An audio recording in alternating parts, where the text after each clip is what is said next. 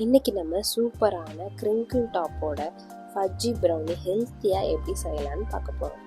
முதல்ல நம்ம டார்க் சாக்லேட்டை மெல்ட் பண்ணிப்போம். அதுக்கு 300 கிராம்ஸ் பட்டரும் 400 கிராம்ஸ் டார்க் சாக்லேட்டும் மெல்ட் பண்ணுங்கள். டபுள் பாயில் மெத்தடில் நல்லா ஸ்மூத்தாக மெல்ட் ஆகட்டும். மெல்ட் ஆனதும் அதை சைடில் கூலாக வச்சுடுங்க. ப்ரௌனி செய்ய தேவையான ட்ரை இன்க்ரீடியன்ஸ் என்னென்னு பார்த்துடலாமா? அதுக்கு 2 கப் நாட்டு சர்க்கரையும் 1.5 கப் ராகி மாவு, 1.5 teaspoon baking powder and 1/4 teaspoon உப்பு and 1/4 cup cocoa powder.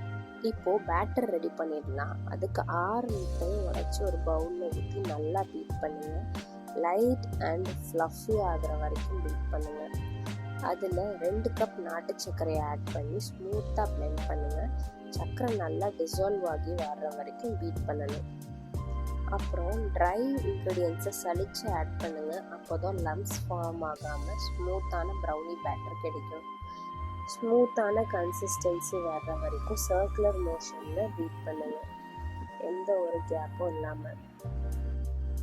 Next vanilla essence add பண்ணி ஃபைனலாக நல்லா மிக்ஸ் பண்ணிவிடுங்க.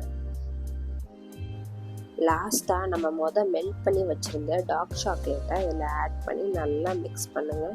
பண்ணுறது நல்லா சாஃப்ட் அண்ட் ஃப்ளஃபியாக வரணும். எந்த ஒரு லம்ப்ஸ் அண்ட் பபிள்ஸும் இல்லாமல் நம்ம மிக்ஸ் பண்ணணும். டின்னில் பட்டர் பேப்பர் வச்சு பேட்டரை ஈவனாக ஸ்ப்ரெட் பண்ணி போர் பண்ணுங்கள்.